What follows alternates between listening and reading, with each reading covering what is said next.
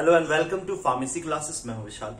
आज हम पढ़ेंगे electrical properties of colloidal dispersion और देखेंगे कि what is electrical double layer theory और साथ में देखेंगे कि जीटा पोटेंशियल और इलेक्ट्रोफोरेसिस जैसी टर्मिनोलॉजी क्या होती है।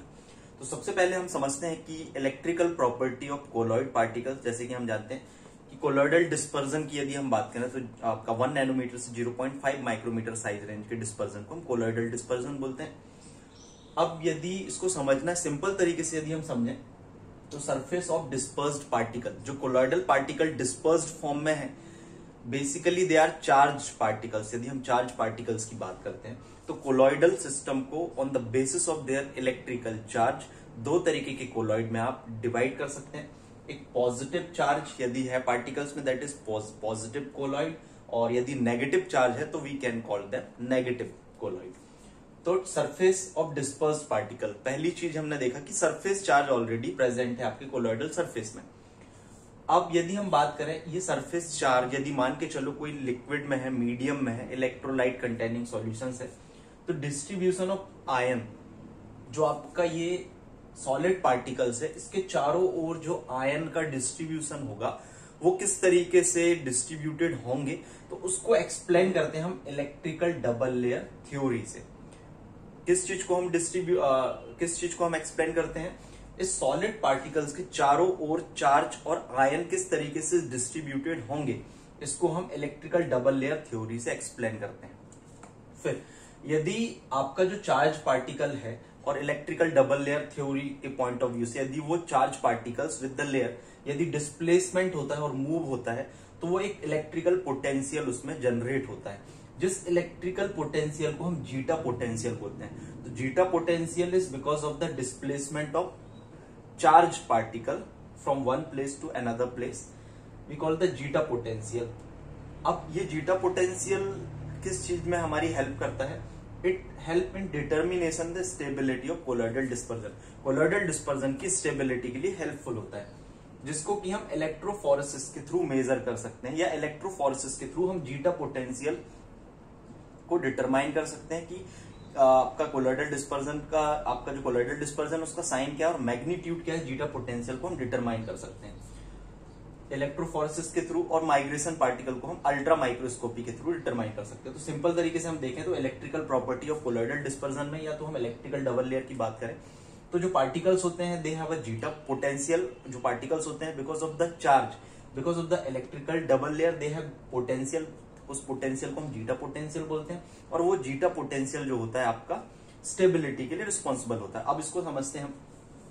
यदि हम बात करें आपका पार्टिकल की, तो यदि कोलॉइडल डिस्पर्जन की बात करें तो बहुत सारे पार्टिकल्स, बहुत सारे कोलॉइडल डिस्पर्जन होंगे। हम एक सिंगल पार्टिकल को एक एग्जाम्पल के थ्रू समझते हैं, जैसे आप एग्जाम में भी इसको एक्सप्लेन कर सको। तो यदि हम बात करें इलेक्ट्रिकल डबल लेयर की, तो देयर इज अ 3 लेयर, हम उसको डिफाइन कर सकते हैं। तो आपका जो सरफेस चार्ज है पार्टिकल, मान के चलो नेगेटिव कोलॉइड है, तो उसके जो सरफेस में चारों ओर जो है सबसे ज्यादा अमाउंट में नेगेटिव चार्ज होगा। अब ये जो डिस्पर्जन मीडिया है that is also contain the liquid, और आपका इलेक्ट्रोलाइट यदि उसमें प्रेजेंट है, तो आपका जो सरफेस चार्ज है नेगेटिव, इसके चारों ओर जो है आपका एक लेयर ऑफ पॉजिटिव आयन जो होगी अपोजिटली चार्ज आयन की, जिसको कि हम काउंटर आयन बोलेंगे, ये फॉर्म कर लेगी। तो ये कहलाती फर्स्ट लेयर, जो कि काफी डेंस होगी, और इसको हम स्टेशनरी लेयर बोलते हैं और स्टर्न लेयर भी बोलते हैं। तो ध्यान रखना है। तो इस सॉलिड पार्टिकल्स के अपोजिटली चार्ज आयन, जो कि हम काउंटर आयन बोलते हैं, वो इसके चारों ओर एक डिस्पर्जन मीडियम में लेयर बना लेते हैं, और लेयर बनाने के कारण ये स्टेशनरी लेयर बोलते हैं, और इसको हम स्टर्न लेयर भी बोलते हैं और फिक्स्ड लेयर भी बोलते हैं, जो कि फिक्स्ड होती है। फिर अब इसके चारों ओर एक और लेयर फॉर्म होती है, बिकॉज आपका ये जो मैग्नीट्यूड है आपका जो माइनस आयन का, ये थोड़ा कम हो जाएगा, तो इसके चारों ओर और आपके जो पार्टिकल्स है प्लस आयन या अपोजिटली चार्ज इसको सराउंड करेंगे, साथ में कुछ माइनस आयन भी होंगे। तो ये लेयर जो होगी उतनी स्टेशनरी नहीं होगी जितनी की फर्स्ट लेयर है। तो ये जो सेकेंडरी लेयर फॉर्म होगी दैट, उसको हम बोलते हैं डिफ्यूज्ड लेयर, और गोई चैपमैन लेयर भी बोलते हैं उसको हम, डिफ्यूज्ड लेयर, जो सेकेंड लेयर फॉर्म होगी। तो ये जो डबल लेयर फॉर्म होती है, ये पार्टिकल्स में एक तरीके के रिपल्सन को क्रिएट करती है, जिससे कि आपने देखा होगा कि कोलॉइडल पार्टिकल्स जो होते हैं हमेशा जिगजैग मूवमेंट में होते हैं और पास नहीं आएंगे। यदि ये डबल लेयर फॉर्म नहीं होगी तो क्या होगा, पार्टिकल्स जो हैं ज्यादा पास आएंगे उनमें अट्रैक्टिव वॉन्डरवॉल्स फोर्स आएगा, जिसके कारण पार्टिकल्स एग्रीगेट होंगे और वो अनस्टेबल हो जाएगा और प्रेसिपिटेट बना लेंगे। लेकिन इस इलेक्ट्रिकल डबल लेयर के कारण पार्टिकल्स एक दूसरे को रिपेल करते हैं, जिससे कि आपका जो कोलॉइडल डिस्पर्जन होता है या कोई भी डिस्पर्जन सिस्टम, उसमें एक स्टेबिलिटी क्रिएट होती है because of this formation of layer of charged ion. इसलिए इसको हम, इसमें दो लेयर बनती है, स्टेशनरी लेयर, फिक्स्ड लेयर, और दूसरा डिफ्यूज्ड लेयर। तो इसके कारण, इन दो लेयर्स के बनने के कारण इसको हम इलेक्ट्रिकल डबल लेयर थ्योरी बोलते हैं। और इस इलेक्ट्रिकल डबल लेयर थ्योरी के कारण ही आपका जो कोलॉइडल डिस्पर्जन होता है उसमें स्टेबिलिटी होती है। तो आपको इस तरीके से भी क्वेश्चन पूछा जा सकता है कि हाउ द इलेक्ट्रोस, जो इलेक्ट्रिकल प्रॉपर्टी है, that is helpful in the stability of colloidal dispersion. तो आप ये एक्सप्लेन कर सकते हैं। इसको हम हेल्महोल्ट्ज डबल लेयर थ्योरी भी बोलते हैं।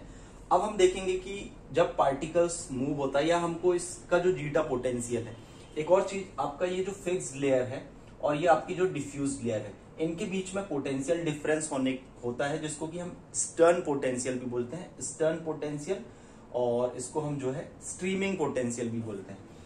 अब यदि हमको मेजर करना है आपका जीटा पोटेंशियल, तो जीटा पोटेंशियल या हम बात करें कि उसमें जो चार्ज है पार्टिकल में, उसका साइन क्या होगा और मैग्नीट्यूड क्या होगा उस जीटा पोटेंशियल को, तो इसको हम इलेक्ट्रोफोरेसिस सेल या इलेक्ट्रोफोरेसिस टेक्निक के थ्रू हम मेजर करते हैं।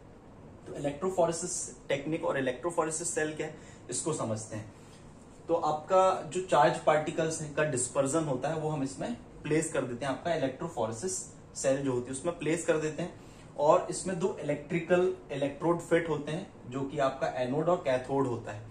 जब हम इसमें इलेक्ट्रिकल पोटेंशियल अप्लाइड कर देते हैं तो पार्टिकल्स जो होते हैं अपोजिटली चार्ज जो है अपोजिट पोल में मूव करने लगते हैं। जैसे मान के चलो नेगेटिव चार्ज आपका इलेक्ट्रोड है, सॉरी आपका जो कोलॉइडल डिस्पर्जन है, सॉलिड पार्टिकल्स नेगेटिवली चार्ज हैं, तो वो क्या करेंगे, जब इलेक्ट्रोफोरेसिस सेल में हम इनके पूरे जो है डिस्पर्जन सिस्टम को ऐड कर देंगे और इलेक्ट्रिकल जो आपका पोटेंशियल अप्लाइड कर देंगे, तो आपके जो पार्टिकल्स हैं नेगेटिवली चार्ज वो मूव होने लगेंगे प्लस एनोड की तरफ। तो इससे हमें क्या पता चल जाएगा कि आपके जो कोलॉइडल डिस्पर्जन उनमें कौन सा साइन है, पॉजिटिव, सॉरी नेगेटिव साइन है, क्योंकि एनोड की ओर मूव किया। इसका वाइस वर्सा जस्ट अपोजिट भी हो सकता है, यदि कोलॉइडल इस तरफ मूव करते हैं, यदि आपके पॉजिटिव है तो नेगेटिव साइड। तो इस तरीके से आप जो है कोलॉइडल डिस्पर्सन का सरफेस चार्ज और उनका साइन डिटरमाइन कर सकते हैं with the help of electrophoresis. Second, magnitude of particles. Magnitude किस चीज को इंडिकेट करता है, जो आपका डबल लेयर पार्टिकल्स होते हैं जब ये मूव करते हैं तो ये डबल लेयर को भी अपने साथ में मूव करते हैं, जिसके कारण एक पोटेंशियल जनरेट होता है because of the migration of particles. तो उसको मेजर करने के लिए हम आपका जो है अल्ट्रा माइक्रोस्कोप का यूज कर सकते हैं। अल्ट्रा माइक्रोस्कोप के थ्रू हम इस ऑब्जर्वेशन को स्टडी कर सकते हैं। तो ये हो गया आपका माइग्रेशन जो अल्ट्रा माइक्रोस्कोप से मेजर कर सकते हैं। इलेक्ट्रोफोरेसिस सेल के थ्रू हम जो है साइन एंड मैग्नीट्यूड मेजर कर सकते हैं। अब यदि हम बात करें इसको कैसे हम फॉर्मूले से डिटरमाइन कर सकते हैं, तो आपका वेलोसिटी ऑफ पार्टिकल माइग्रेशन, जो पार्टिकल के माइग्रेशन की वेलोसिटी है, is directly proportional to the potential gradient. जो पोटेंशियल ग्रेडियंट अप्लाइड है उसके डायरेक्टली प्रोपोर्शनल में होती है। तो v इज इक्वल टाउ, यहां पर ये जीटा पोटेंशियल को इंडिकेट करता है E, तो इसको हम जो है tau is equal v upon E 4 पाई ईटा और एप्सिलॉन से भी डिनोट कर सकते हैं। तो यदि हम इसकी बात करें तो कौन कौन से ऐसे फैक्टर हैं जो आपके जीटा पोटेंशियल को डिटरमाइन करने में हेल्पफुल होते हैं। सबसे पहला तो वेलोसिटी ऑफ पार्टिकल्स, पार्टिकल की वेलोसिटी, माइग्रेटिंग पार्टिकल की वेलोसिटी जितनी ज्यादा होगी उसका उतना ज्यादा जीटा पोटेंशियल होगा। फिर आपका पोटेंशियल ग्रेडियंट जो डिफरेंस है वो, फिर आपका विस्कोसिटी ऑफ मीडियम, और फिर आपका एप्सिलॉन जो कि आपका डाइलेक्ट्रिक कांस्टेंट है। इन चीजों पर जो है आपका जीटा पोटेंशियल जो है फैक्टर जो होते हैं डिपेंड करता है। तो ये हमने देखा कि कैसे एक इलेक्ट्रिकल प्रॉपर्टी आपके कोलॉइडल डिस्पर्जन की स्टेबिलिटी के लिए इंपॉर्टेंट होती है। इसके अलावा और भी है, जैसे कि डोनान मेम्ब्रेन इफेक्ट, इसको हम अगली क्लास में देखेंगे। तो अभी हमने क्या देखा कि आपका सरफेस जो डिस्पर्स पार्टिकल जो होते हैं उनमें चार्ज ऑलरेडी प्रेजेंट होता है, पॉजिटिव चार्ज होते हैं तो पॉजिटिव कोलॉइड, नेगेटिव चार्ज होते हैं तो नेगेटिव कोलॉइड। उनमें जो डिस्ट्रीब्यूशन होता है आयन का, यदि वो डिस्पर्स्ड सिस्टम में है तो डिस्पर्जन मीडियम में इलेक्ट्रोलाइट और उसकी जो सॉल्वेंट है वो एक तरीके का लेयर फॉर्म कर लेता है, जिसको कि हम इलेक्ट्रिकल डबल लेयर बोलते हैं या इलेक्ट्रिकल डबल लेयर थ्योरी। अब जब आपका पार्टिकल जो है मूव करता है तो जो इलेक्ट्रिकल डबल लेयर है वो भी उसके साथ मूव करती है, जिसके कारण उसमें पोटेंशियल जनरेट होता है, जिसको कि हम जीटा पोटेंशियल बोलते हैं। जो कि आपके पार्टिकल की स्टेबिलिटी के लिए जरूरी होती है, जिसको कि हम इलेक्ट्रोफोरेसिस टेक्निक के थ्रू डिटरमाइन कर सकते हैं कि आपके जो पार्टिकल्स हैं डिस्पर्जन वो पॉजिटिव है या नेगेटिव है, या उसमें कितना मैग्नीट्यूड का जीटा पोटेंशियल है। और इसमें जो है आपका इलेक्ट्रिकल डबल लेयर थ्योरी को जो है हम हेल्महोल्ट्ज डबल लेयर थ्योरी भी बोलते हैं। प्राइमरी लेयर जो फॉर्म होती है उसको हम स्टेशनरी लेयर और सेकेंडरी लेयर को डिफ्यूज लेयर, इस कारण से स्टेशनरी लेयर और डिफ्यूज लेयर दो लेयर फॉर्म होती है और स्टेबिलिटी के लिए रिस्पॉन्सिबल होती है, तो इलेक्ट्रिकल डबल लेयर। और इस जीटा पोटेंशियल को मेजर करने के लिए हम इलेक्ट्रोफोरेसिस सेल का यूज करते हैं, और इस तरीके से कुछ जो फैक्टर्स हैं हम डिटरमाइन करते हैं। So thank you and all the best.